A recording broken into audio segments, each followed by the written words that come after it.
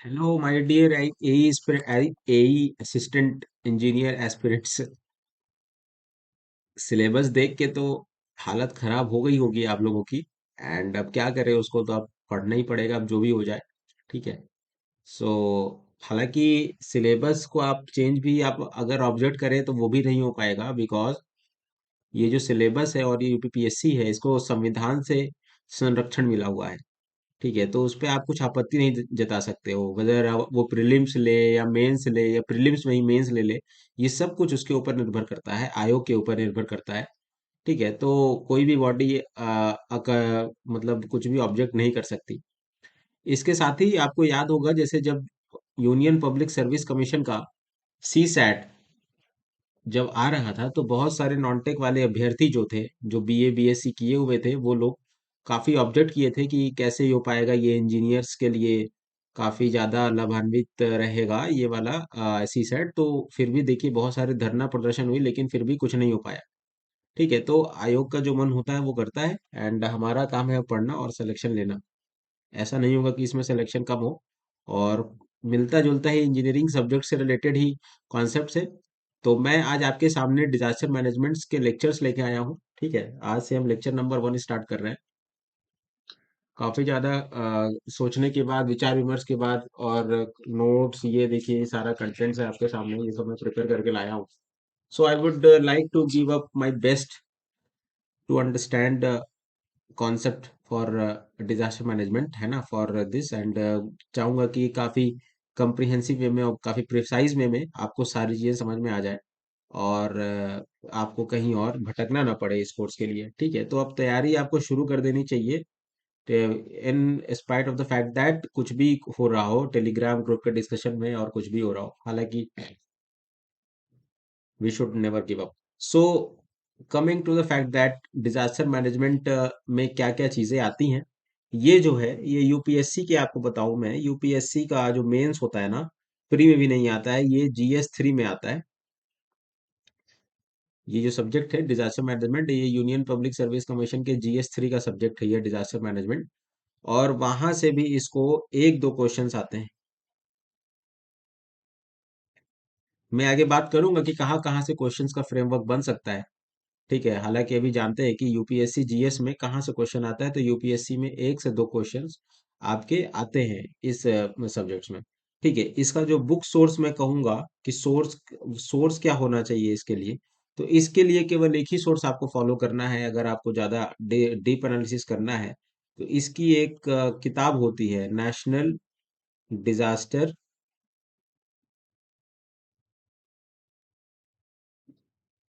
धीरे धीरे चलूंगा, एक एक चीज समझाते हुए चलूंगा आप लोग को। National disaster plan 2019। ठीक है, आप लोग जाके, जैसे आईएस कोड होता है ना हमारे पास सिविल इंजीनियरिंग में, और भी सारे स्टैंडर्ड्स कोड्स होते हैं, उसी तरह डिजास्टर मैनेजमेंट के लिए भी हमारे पास एक तरह का कोड होता है। तो ठीक है, उसमें सारा प्रोविजंस वगैरह होता है कि क्या क्या किस में चीजें आएंगी।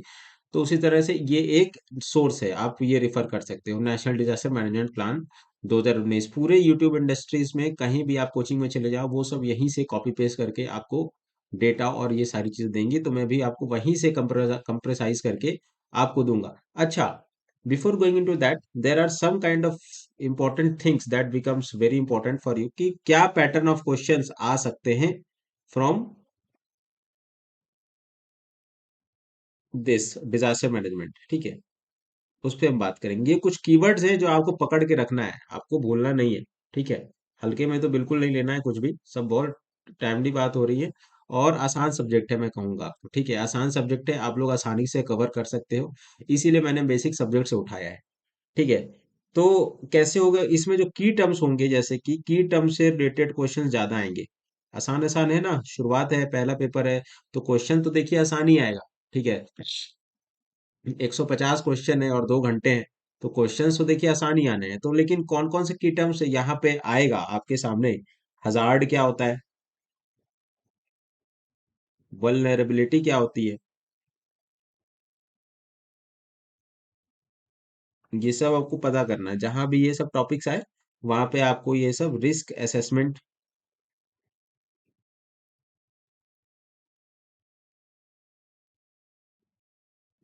Reduction, okay. उसके बाद डिजास्टर मैनेजमेंट।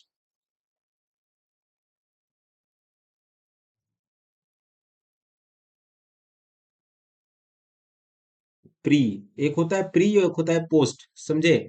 मान लीजिए तबाही हो गई, तबाही होने के बाद, तबाही होने के बाद आपके पास प्री, तबाही होने से पहले आप क्या मैनेज करते हो? जैसे कि अगर मान लीजिए कि उड़ीसा में तूफान आया, ठीक है, और कुछ भी आ रहा है, तो आप उससे पहले क्या प्लानिंग कर रहे हो? आप सबसे पहले जो नाविक हैं उनको रिलोकेट कर रहे हो सेफ जगह पे, जो वहां पे कोस्टल एरियाज में जो लाइवलीहुड है, जो भी लोग रह रहे हैं, उनके लिए एक अलार्मिंग को पोजीशन क्रिएट करते हो कि एक वैक्यूएट पोजीशन क्रिएट करते हो कि वो लोग पीछे हट जाए। ये आपका प्री मैनेजमेंट होता है। उसके बाद एक होता है पोस्ट। ठीक है, पोस्ट मैनेजमेंट, पोस्ट मैनेजमेंट में क्या होगा आपके पास?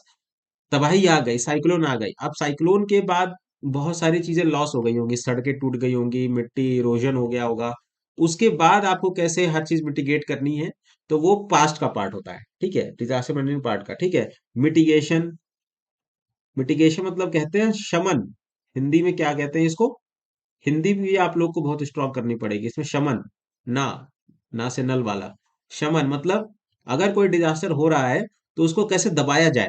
जैसे अर्थक्वेक में आप जाओगे, जापान वगैरह में आप देखते होगे कितने अर्थक्वेक बिल्डिंग होती हैं, ठीक है, आप कहीं भी जाओगे तो, अगर जैसे कि भुज अर्थक्वेक जो हुआ था गुजरात में, अब तो हमारे पास कितने जोन है आपको पता होना चाहिए, अर्थक्वेक में हमारे पास अब 6 जोन भी आ गया, पहले 5 जोन तक था, अब 6 जोन आ गया। ये कब क्वेश्चन यहाँ से बन सकता है, ठीक है, अर्थक्वेक के पास अब जैसे कि अर्थक्वेक आया, अब अर्थक्वेक अगर मान लीजिए गुजरात साइड है, वहां पे तो जोन 5 है, तो वहां पे आप क्या करोगे? आप वहां पे ऐसे करोगे कि भूकंप रोधी इमारतें बनाओगे, है ना? IS 1893 जो आप लोग पढ़ते हो, तो उसको आप लोग भूकंप रोधी इमारत बनाओगे, ठीक है। पानी का है तो आप लोग तरह तरह के वाटर ट्रेनिंग चीजें करोगे, वाटर है ना, तो वो मिटिगेशन का काम आता है। उसके बाद हम लोग देखेंगे प्रिपेयर्डनेस, आप कितना प्रिपेयर्ड हैं, अगर कोई तबाही आ जाए आजकल में, तो आप कितना तैयार हैं उसके लिए, ठीक है। प्रिपेयर्डनेस, अप्रोच, रिएक्टिव, कितना आप रिएक्टिव हैं उसके लिए, क्या अप्रोच रहती है आपकी, ठीक है, क्या अप्रोच रहती है आपकी। तो ये सारी चीजें, और इसके साथ साथ कुछ अंतरराष्ट्रीय स्तर के फ्रेमवर्क हो गया, जैसे कि हमारे पास दो चीज होते हैं ना, इंटरनेशनल, हालांकि देखिए हमारे पास हम लोग क्या करते हैं कि जो भी इंटरनेशनल लेवल पे बनी है चीजें उसको थोड़ा सा मॉडिफाई करके अपने ढंग पे ले आते हैं, है ना। जैसे कि IS कोड है, तो जैसे कि आस्थो है, अमेरिकन एशिया, वो वाली टॉपिक है, अगर सॉइल क्लासिफिकेशन करते हैं, Indian standard system for classification है, वहीं पे अमेरिका में आस्थो है, तो कुछ मिलता जुलता है वहां से, है ना। तो उसी तरह इंटरनेशनल भी हम लोगों ने कहीं से रेफरेंस लिया है, उसको अपने मन मुताबिक ढाला है और चीजें अपनाई हैं। तो यहाँ पे हमारे पास दो फ्रेमवर्क काम आते हैं, ह्योगो फ्रेमवर्क, ये क्वेश्चन बन सकता है यहाँ से, योगो फ्रेमवर्क एंड संडाई फ्रेमवर्क। चीजें आसान है, आपको बस मगअप करते चले जाना है, हंडाई फ्रेमवर्क, ठीक है। उसके बाद नेशनल लेवल पे जब आएंगे, तो इंटरनेशनल लेवल पर डिजास्टर मैनेजमेंट को सबसे ज्यादा कौन करता है?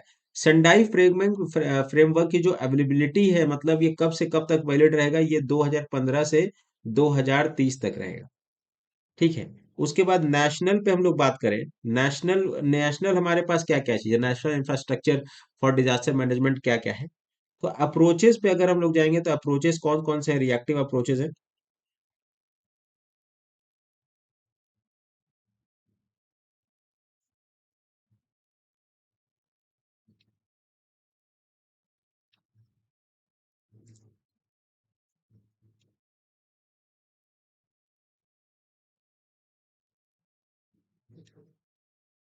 NDMA गाइडलाइंस एंड स्ट्रेटेजी, ठीक है, तो ये सारी चीजें हैं।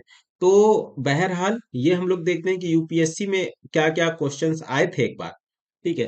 तो वो सारा हम लोग कॉन्सेप्ट आपके सामने देखेंगे। देखिए 2011 में यहाँ पे नेशनल एग्जीक्यूटिव कमेटी बनी थी NDMA की, ओके। उसके बाद वल्नरेबिलिटी टाइप्स हमने डिस्कस किए थे, कि रिस्क असेसमेंट क्या हुआ था, management pre system reactive approach क्या हुआ था, इस तरह के क्वेश्चन आए थे। ड्रॉट के बारे में आया था, ठीक है। कुछ ऐसे रिलेटेड, हमारे इस टॉपिक से कुछ ऐसा ऐसा ही रिलेटेड करके हमारे प्री में भी आएगा, ठीक है। मिटिगेशन, अर्थक्वेक आया, उसका शमन कैसे करोगे आप? अर्बन फ्लड आ गई तो कैसे इंटेंसिटी करोगे? हाई इंटेंसिटी रेनफॉल हो गई तो कैसे उसको करोगे? क्लाउड बस्ट हो गया, ये सारे फैक्टर्स है। इन्हीं सब के अराउंड हमारा क्वेश्चन फ्रेमवर्क होगा। ये मैं एक एनालिसिस बता रहा हूँ आप लोग को, इससे कुछ घबराने की जरूरत नहीं है। ठीक है, एक एक कर संडाई फ्रेमवर्क, ह्यूगो फ्रेमवर्क जो मैंने अभी आपको बताया, hazards, landslide, zonation, coastal erosion, तो ये सारी चीजें कुछ कुछ इंपॉर्टेंट है आपके लिए। ये सारा आपका एक तरह का ओवरव्यू हो गया फॉर डिजास्टर मैनेजमेंट, है ना। क्या क्या कौन कौन से सोर्सेस आपको फॉलो करने हैं, तो आपको यहाँ पर ये नेशनल डिजास्टर मैनेजमेंट प्लान 2019 को डाउनलोड करके पढ़ना है, कुछ भी डाउट आए तो। ठीक है, बढ़ते हैं आगे, स्टार्ट करते हैं अपना आज का सेशन। ठीक है, हम बात कर रहे थे डिजास्टर की। सबसे पहले डिजास्टर मैनेजमेंट तो पता तो करें कि सबसे पहले डिजास्टर होता क्या है।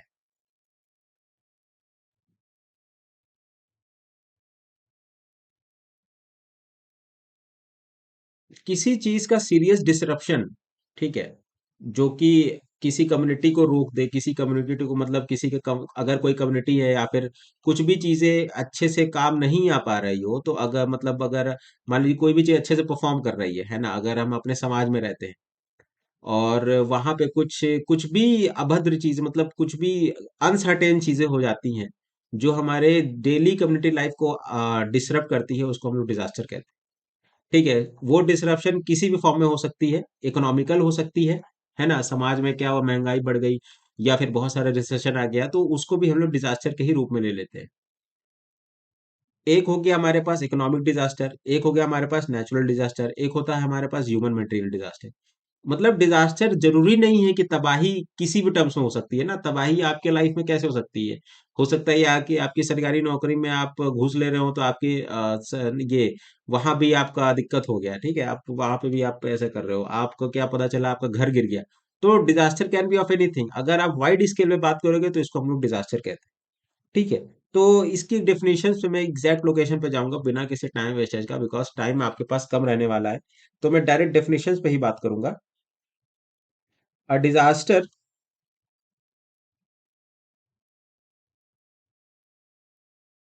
is a serious disruption, है ना, to the functioning of a community which causes human, material, इंसानों का, या फिर जो सामान मटेरियल है, economic and environmental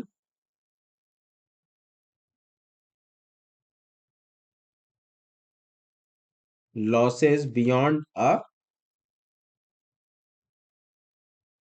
community ability to cope।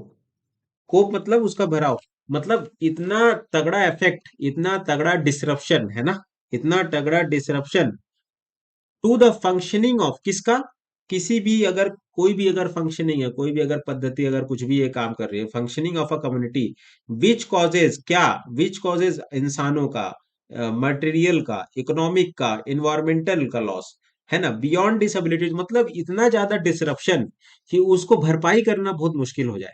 ठीक है, बियॉन्ड अगर वो मतलब उसको आप भरपाई नहीं कर पाओगे। ठीक है, डिजास्टर का मतलब ये होता है कि बहुत ज्यादा डिजास्टर हो गया कि आप उसकी भरपाई नहीं कर पाएंगे। ठीक है, आपने ऐसा नहीं किया कि आप सड़क के 1 किलोमीटर 2 किलोमीटर आप एक उसकी भरपाई नहीं कर पाओगे। ठीक है, तो डिजास्टर का मतलब ये होगा। ठीक है, तो डिजास्टर डैमेज क्या होता है, ये कुछ पर्टिकुलर टर्मिनोलॉजीज पे आपको ध्यान देना पड़ेगा। डिजास्टर डैमेज क्या होता है, ठीक है।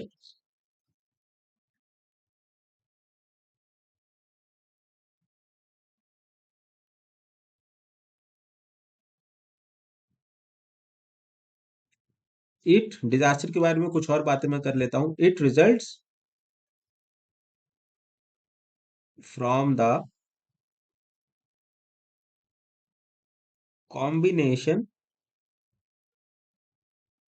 of hazards, conditions of vulnerability, आगे हम बताएंगे कि क्या होता है कंडीशंस ऑफ वल्नरेबिलिटी, हजार्ड्स क्या होते हैं। ठीक है।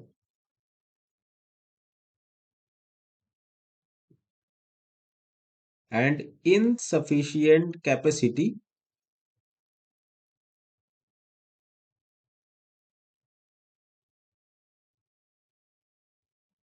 और measures to reduce the potential negative consequences of risk। मतलब कहने का मतलब ये है कि इट रिजल्ट्स, डिजास्टर कैसे होता है, from the combination of hazards, हो गया है ना, बहुत सारे हजार्ड मिलकर एक कुछ ऐसा कर दिए कि डिजास्टर आ गया। कंडीशंस ऑफ वल्नरेबिलिटी, बहुत सारी चीजें होती है, मैं बताऊंगा कि वल्नरेबिलिटी क्या होती है। इनसफिशिएंट कैपेसिटी और मेजर टू रिड्यूस, मतलब आप रिस्क को आप रोक नहीं पाए। ठीक है, आप रिस्क को रोक नहीं पाए तो आप किसके किसकी तरफ जा रहे, बढ़ रहे हो, तो डिजास्टर की तरफ जा रहे हो। ठीक है। तो आई होप कि आपको ये क्लियर हो गया हो कि क्या है इसका मतलब, कि डिजास्टर का मतलब कि एक सीरियस डिस्ट्रप्शन है to the functioning. Serious disruption मतलब, डिसरप्शन का मतलब होता है रुकाव।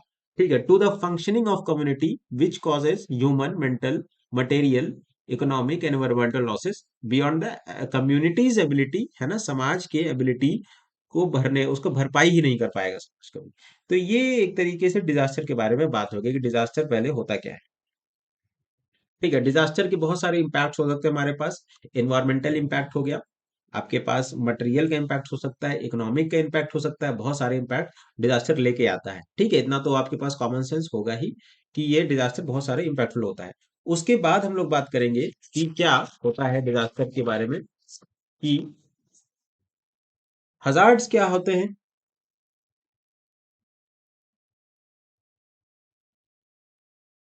हम हजार्ड को अगर समझेंगे तो हजार्ड कहेंगे कि it is an inappropriate handling of anything और एनी सिचुएशन।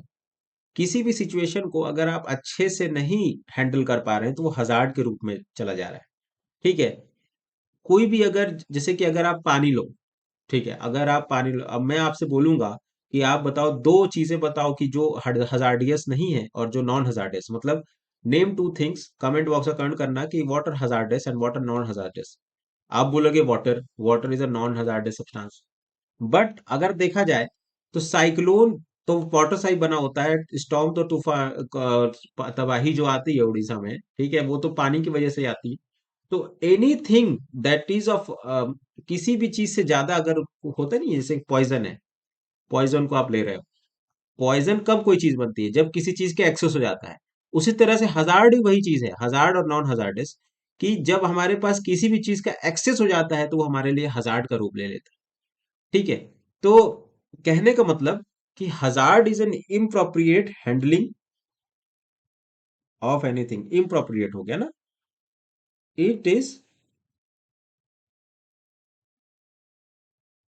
इनएप्रोप्रिएट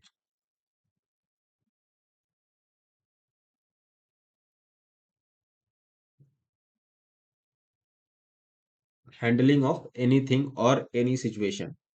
इसको याद रखिएगा आप लोग, बहुत ही अच्छे से मैं डेफिनेशंस लेके आया हूं आपके सामने, जो आपको बहुत आसानी से समझ में आए। और क्योंकि देखिए आपके पास समय कम होने वाला है, ठीक है, आप अब जब हमारा कोर्स लेंगे यूपीपीएससी यही का, तो वहां मैंने और इसको डिटेल में कवर किया गया है। ठीक है। तो क्या कहेंगे इसको, कि हजार्ड में भी इसका अगर डेफिनेशन पे जाऊंगा, कि हजार्ड में भी डिफाइन एज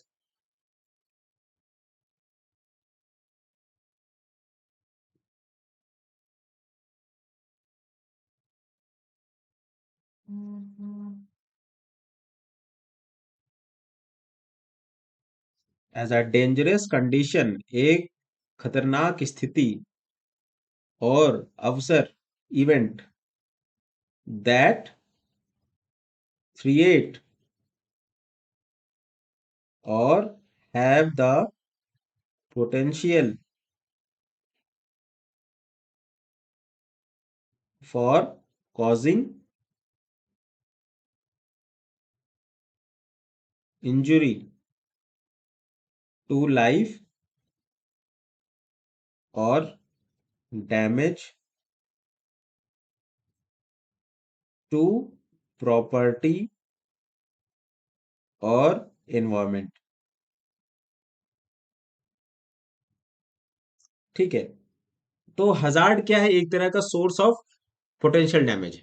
ठीक है, जिसको आप ऐसे कर सकते हो, हजार्ड क्या है? तो एक तरह का ये, it is defined as dangerous condition और इवेंट, है ना, दैट क्रिएट और have the potential of causing injury to life. Injury to life मतलब जान जाने का जोखिम होता है हजार्ड में।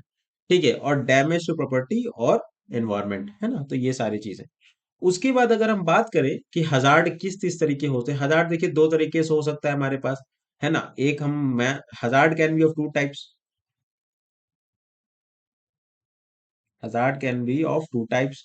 एक होगा हमारे पास नेचुरल हजार्ड, एक हमारे पास होगा एंथ्रोपोजेनिक यानी मैनमेड।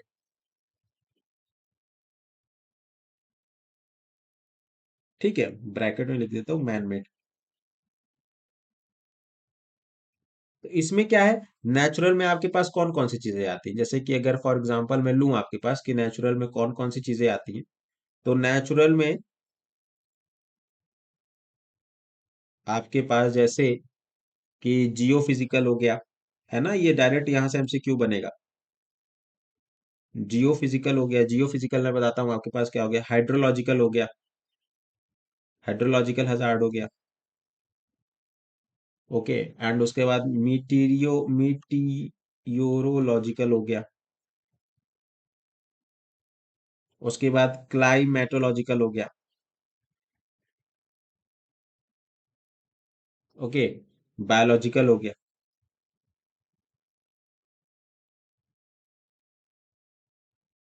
ठीक है, ये सारा हमारे पास ये जियो फिजिकल हो गया।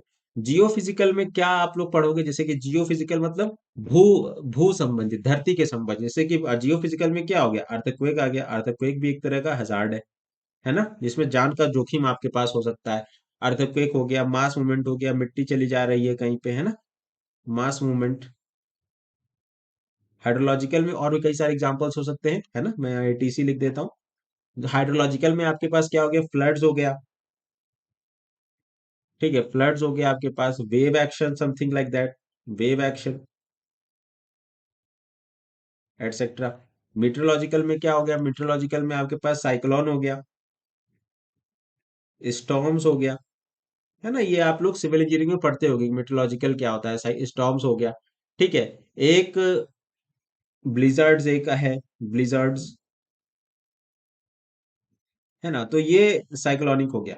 क्लाइमेटोलॉजिकल क्या हो गया, मैं इसको और काफी डिटेल में कवर किया हूँ अपने सेशन में जो रिकॉर्ड कर रहे हैं हम अपने बैच में, तो वहां पे और बातें डिटेल में की गई है, यहाँ केवल एक सुपरफिशियल लेवल पर बातें हो रही। क्लाइमेटोलॉजिकल में क्या हो गया, ड्रॉट। ड्रॉट हो गया ना, DRAUGST। मैंने आपको जो ऊपर की फ्रेम दिखाया था, की वर्ड्स दिखाया था, वहां से क्वेश्चन बनने की बहुत सारे चांसेस हैं। ड्रॉट हो गया, फॉरेस्ट फायर हो गया, है ना, फॉरेस्ट वाइल्ड, फॉरेस्ट या फिर वाइल्ड फायर एटसेट्रा। बायोलॉजिकल में आपके पास क्या हो गया, एपिडेमिक हो गया, है ना, कोलेरा जैसे कि फैल गया, ये सारी चीजें, तो ये सब एपिडेमिक हो गए। ठीक है, इंसेक्ट है ना, एनिमल की भगदड़ हो गई, एनिमल स्टैम्पेड्स, देखिए कितना यूनिक यूनिक है, स्टैम्पेड्स एटसेट्रा। ठीक है, ये कुछ हमारे पास हजार्ड होते हैं जिसमें जान जाने का जोखिम होता है हमारे पास। तो नेचुरल में हमारे पास कौन कौन सी चीजें हो गई, नेचुरल में हमारे पास, और एंथ्रोपोजेनिक में हमारे पास ये हम बात करेंगे एंथ्रोपो, नेचुरल में हमारे पास इतने सारे फैक्टर्स हो गए। ठीक है, जियोफिजिकल हो गया, हाइड्रोलॉजिकल हो गया, एंड मीटियोरोलॉजिकल हो गया, क्लाइमेटोलॉजिकल हो गया, बायोलॉजिकल हो गया।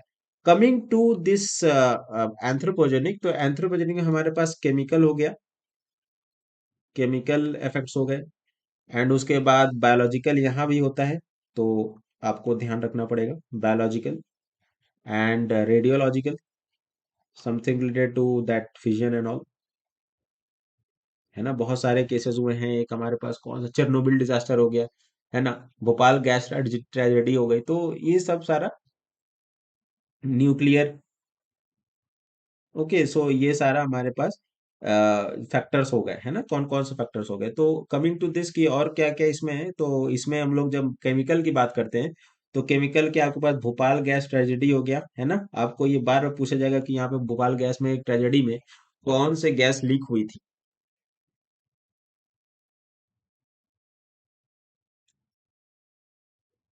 तो कौन सी गैस, भोपाल गैस ट्रेजेडी हो गई। और उसके बाद आपका बायोलॉजिकल वेपन्स आजकल हो गया ना, जैसे कि आप लोग सुने होंगे जो वुहान वैली में जैसे कोविड का फैला था, तो वहां पे लोग कुछ खबर आ रहे थे कि कोविड वायरस को लोग बायोलॉजिकल वेपन की तरह देख रहे थे। वुहान से शहर में इसको ऐसे ट्रीट किया जा रहा था, तो बायोलॉजिकल वेपन हो गया है ना। तो यहाँ भी तो जान का माल का खतरा होता है। रेडियोलॉजिकल में आपके पास क्या हो गया, रेडिएशन एक्सपोजर हो गया है ना, एक्सपोजर कर लिया आपने। आई होप कि आपको अच्छे समझ में आ रहा होगा, ठीक है। बहुत कम्प्रिहेंसिव, बहुत शॉर्ट, बहुत प्रिसाइज में आपको समझाने की कोशिश कर रहा हूँ, ठीक है। न्यूक्लियर में आपके पास बॉम्ब्स हो गए, वेपन्स हो गए, ठीक है। ये सारे से हम लोग कर सकते हैं, ठीक है। आपको अगर नहीं समझ में हजार्ड के बारे में, आपको डेफिनेशंस को एक बार ध्यान से पढ़नी है कि डेफिनेशंस में क्या कहा जा रहा है, ठीक है, उसको क्या बताया जा रहा है। Coming to the next topic, हमने हजार्ड की बात कर ली, अब हम लोग बात करेंगे वल्नरेबिलिटी की।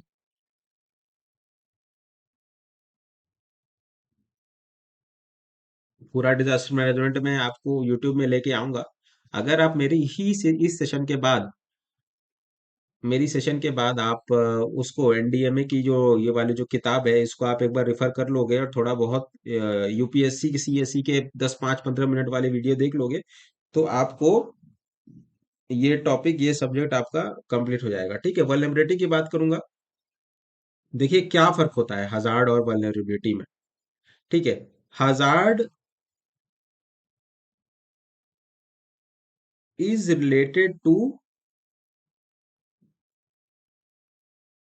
इफेक्टिंग फैक्टर, मतलब किसके कारण हो रहा है, ठीक है। And vulnerability is related to the affected, जो प्रभाव हो गए हैं इससे, ठीक है। वल्नरेबल हैं, जो इससे प्रभाव पा चुके हैं। हजार्ड हो गया जो फैक्टर्स हम लोग कंसिडर करते हैं, जैसे कि हमारे पास हमने डिस्कस किया कि जो फिजिकल इफेक्ट्स हो गए, हाइड्रोलॉजिकल हो गए, मेट्रोलॉजिकल हो गए, क्लाइमेटोलॉजिकल हो गए, बायोलॉजिकल हो गए, है ना, एंथ्रोपोलॉजी में ये फैक्टर्स हो गए जिसके कारण हजार्ड हो सकते हैं। वल्नरेबिलिटी मतलब जो इफेक्ट हो रहा है इसकी वजह से, ठीक है। हजार्ड की वजह से जो इफेक्ट हो रहा है वो हमारे पास ये हो गए, ठीक है। तो इसको मैं अंडरलाइन कर लेता हूँ, बहुत इंपॉर्टेंट पॉइंट है ये, हर जगह आपको नहीं मिलेगा जो मैं बता रहा हूँ।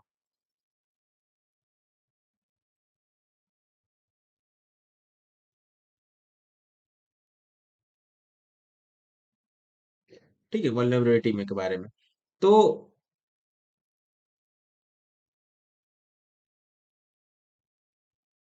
इसके बाद हम बात करेंगे कि वल्नरेबिलिटी में क्या होता है। तो वल्नरेबिलिटी इस कंडीशन होती है,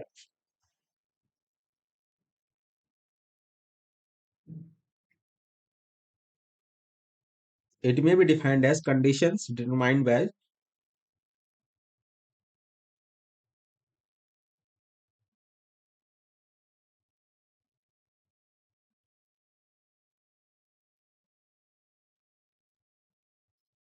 physical, social, economic and environmental factors और processes which increase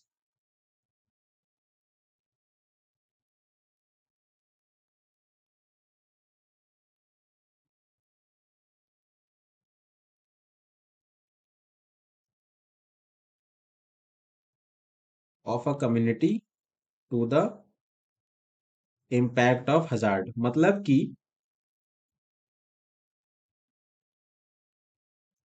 conditions determined by physical factors, ये कंडीशंस जो हमारे पास physical, social, economic, environmental factor कुछ भी हो सकते हैं, which increase the susceptibility of a community.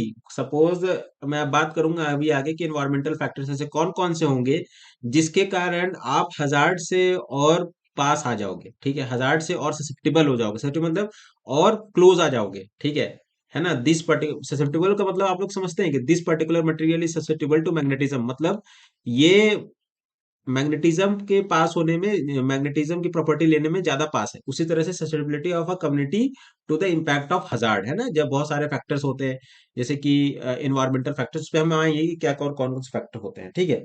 तो हम बात करेंगे एक एक वल्नरेबिलिटी के फैक्टर्स की। तो पहला फैक्टर ये जो होगा वल्नरेबिलिटी का, ठीक है, इकोनॉमिक वल्नरेबिलिटी क्या होती है?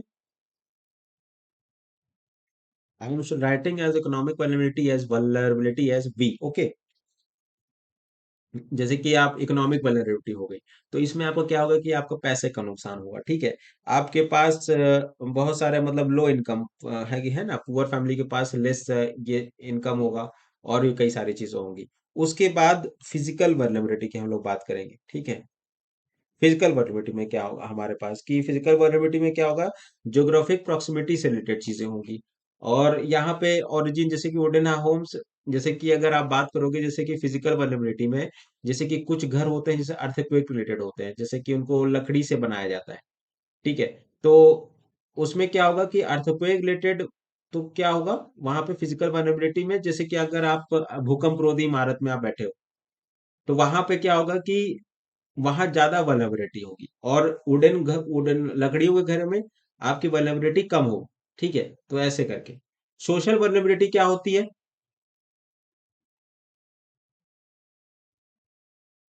सोशल वल्नरेबिलिटी ये होती है कि potential impact of events of certain groups such as poor, pregnant, है ना, lactating and disabled may be unable to protect themselves from evacuate, है ना, सोशल, कहीं भी आप कुछ भी हो रहा है, सोशल सामाजिक लोगों का अगर कहीं भी कुछ त्रासदी हो गई, अगर वो लोग भाग नहीं पाए, तो वहां पे सोशल वल्नरेबिलिटी हो गई। इन्वायरमेंटल वल्नरेबिलिटी क्या होती है? देखिए ये ज्यादा आएगा नहीं डीप में, ऐसे ऐसे मैं बता दे रहा हूँ, इसीलिए ज्यादा इसको लिखवा नहीं रहा हूँ। इन्वायरमेंटल वल्नरेबिलिटी क्या होती है? It represent the potential impact of events on account of the environmental conditions, ठीक है। Wetland for examples are sensitive to increase salinity, है ना, तो ये सारी चीजें आप लोग कर सकते हैं, ठीक है। और ये सारी चीजें हम लोग वल्नरेबिलिटी में पढ़ते हैं, जैसे कि कंडीशंस, है ना, कंडीशंस, बहुत सारे कंडीशंस प्रिवेल करते हैं, फिजिकल में, सोशल में, इकोनॉमिक में, एंड एनवायरमेंटल फ्रैक्शंस में एंड प्रोसेसेस में, which increase susceptibility of a community to the impact of hazard, ठीक है। तो ये सारा चीज हमने देखा। उसके बाद हम लोग बात करेंगे कि रिस्क क्या होता है।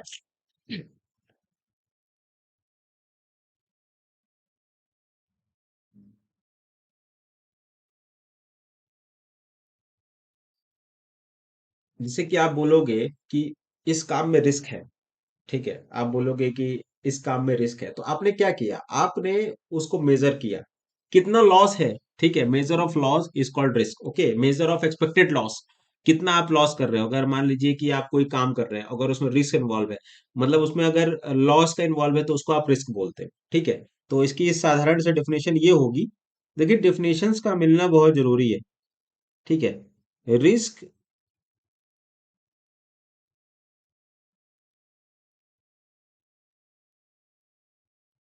Is a measure of the expected losses, are you getting my point? तो इसका मतलब ये हुआ measure of the expected losses, है ना। तो इसको आपको, ठीक है, ड्यू टू हजार्ड और कुछ भी, है ना, कुछ भी किसी की वजह से हो सकता है ना, ड्यू टू हजार्ड, है ना, जो हजार्ड इवेंट है ना occurring in the given area,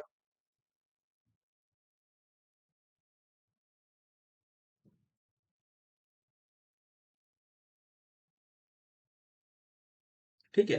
तो इसमें क्या है, आपको बहुत सारे फैक्टर्स हो सकते हैं, डिजास्टर से रिस्क अराइजेस, मतलब risk when hazard interact with physical, economic and factors, ठीक है। तो एक सवाल यहां से बन सकता है कि रिस्क अगर आपको निकालना है, तो प्रोबेबिलिटी ऑफ, कितना अनुमान है वहां पे, कितना probability of hazard into degree of vulnerability,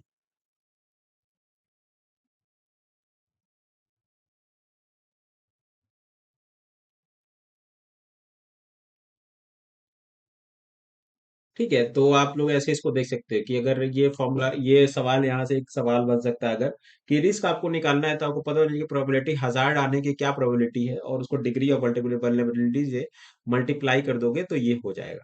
ठीक है, तो उसके बाद अच्छा, बहुत सारे टर्म्स एसोसिएटेड है रिस्क के साथ, बहुत सारे टर्मिनोलॉजीज हैं कुछ कुछ, जैसे कि कुछ कुछ मैं डिस्कस कर देता हूँ आपके सामने। एक होगा हमारे पास रिस्क एक्सेप्टेंस,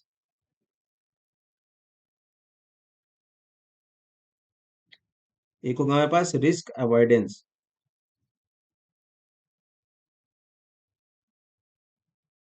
एक हो गया हमारे पास रिस्क रिडक्शन।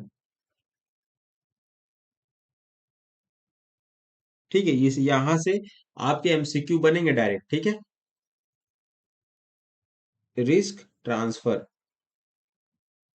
ठीक है, तो यहाँ मैं आपको डिटेल में तो उतना चीजें नहीं बताऊंगा, बिकॉज यूट्यूब पे जो कंटेंट है वो थोड़ा सा मैं लिमिटेड रखने की कोशिश करता हूँ, बिकॉज यहाँ तो आपके लिए जो भी चीजें हैं फ्री में अवेलेबल होती हैं, तो आई थिंक एक रफ आइडिया मिल जाए ताकि आप हमारे बैच में ट्रांसफर हो सको, और तभी तो एक कम्युनिटी रन करेगी, है ना। तो ये सारी चीजें हैं हमारे पास। यूपीपीएससी का ट्रिपल वन क्वाड्रुपल वन में, 4 बार 1 में 1111 में हमारे पास यूपीपीएससी का कंबाइंड बैच है हमारे पास, फ्री प्लस में इसमें सारा आपको कवर किया जाएगा। ठीक है, आपको नोट्स वगैरह सब कुछ प्रोवाइड किया जाएगा इसमें फ्री और मेंस का बहुत कम्प्रिहेंसिव वे में। ठीक है, तो उसको हम लोग लाएंगे आपके सामने, तो आप जाके वहां पे रिफर कर सकते हैं। ठीक है, कुछ टॉपिक्स आपको जो यहाँ नहीं समझ में आ रहे होंगे वो पक्का हमारे सेशन में आपको समझ में आएगा। ठीक है, हम लोग अब बात कर रहे थे कि डिजास्टर के, अगर हम लोग क्लासिफाई करें कि कौन कौन से डिजास्टर होंगे, क्लासिफिकेशन और डिजास्टर की बात कर लेते हैं। ठीक है, तो हम बात कर रहे थे क्लासिफिकेशन ऑफ डिजास्टर की, तो यहाँ पे बहुत सारे पैरामीटर्स होंगे। Classification based on source, on the basis of source. ठीक है, इसको हम लोग और बाइफरकेट करेंगे, तो on the basis of source में हमारे पास नेचुरल डिजास्टर है, और एक एंथ्रोपोजेनिक यानी man made.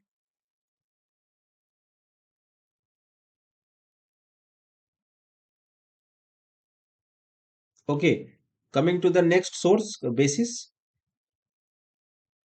On the basis of duration,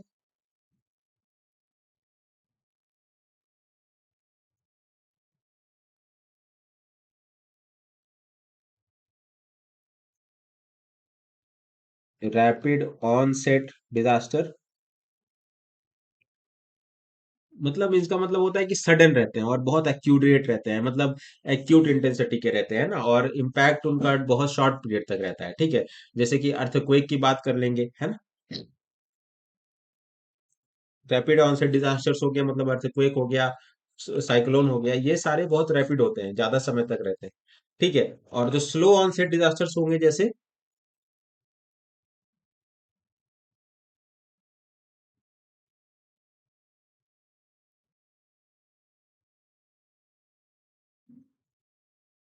ठीक है, स्लो ऑनसेट डिजास्टर्स में जैसे कि आपका डिग्रेडेशन हो गया, सॉइल डिग्रेडेशन हो गया, डिजर्टिफिकेशन हो गया। ठीक है, तो ये सारी चीजें मैं इसको मेंशन भी कर देता हूँ कि आपके पास स्लो ऑनसेट डिजास्टर में क्या क्या चीजें होंगी, जैसे कि सॉइल डिजर्टिफिकेशन हो गया, ग्लोबल वार्मिंग हो गई, है ना, मतलब बहुत जो बहुत टाइम लेता है, ग्लोबल वार्मिंग, ग्लोबल वार्मिंग हो गया, एंड उसके बाद सॉइल डिग्रेडेशन हो गया, और यहाँ जो तुरंत हो जाते हैं, जैसे अर्थक्वेक हो गया, सुनामी हो गई, सुनामी, फ्लड्स एटसेट्रा, है ना, मतलब जो जिसका रोल सडन रहता है। ठीक है, उसके बाद नेचुरल डिजास्टर की जब हम बात कर रहे होंगे, नेचुरल डिजास्टर की, तो नेचुरल डिजास्टर में आपके लिए होगा कि जैसे कि आपके पास हो गया लैंडस्लाइड हो गया, फ्लड हो गया, है ना, नेचुरल डिजास्टर लैंडस्लाइड हो गया, फ्लड हो गया, ओके, अर्थक्वेक हो गया, तो ऐसे इसको क्लासिफाई किया गया है। और एंथ्रोपोजेनिक में जैसे कि आपका लीकेज ऑफ पोल्यूशन हो गया, है ना, पोल्यूशन हो गया, जैसे कि आप दिल्ली में देख पा रहे हो, हमको तो लगता है इस साल पोल्यूशन का एक क्वेश्चन फिक्स होगा आपके एई में। ठीक है, पोल्यूशन हो गया आपका, और उसके बाद एक्सप्लोजन हो गया, है ना, तो ये सारी चीजें आप कवर कर सकते हैं। ठीक है, एक्सप्लोजन हो गया, तो ये सारा आपके पास अपने कुछ risk acceptance, different different ways of dealing with risk है ना। तो एक्सेप्टेंस होता है कि मतलब इसमें आपको इन्फॉर्म किया जाएगा, अवॉइड कर दिया, दूसरे में होगा कि अवॉइड कर दिया जाएगा, रिडक्शन में उसका क्षमन कर दिया जाएगा, रिस्क को ट्रांसफर कर। ठीक है, burden of risk to another party, one of the most common insurance है ना, रिस्क ट्रांसफर कर देते हैं इंश्योरेंस के फॉर्म में। तो ये सारी कुछ बेसिक बेसिक चीजें आज हमने बात करी।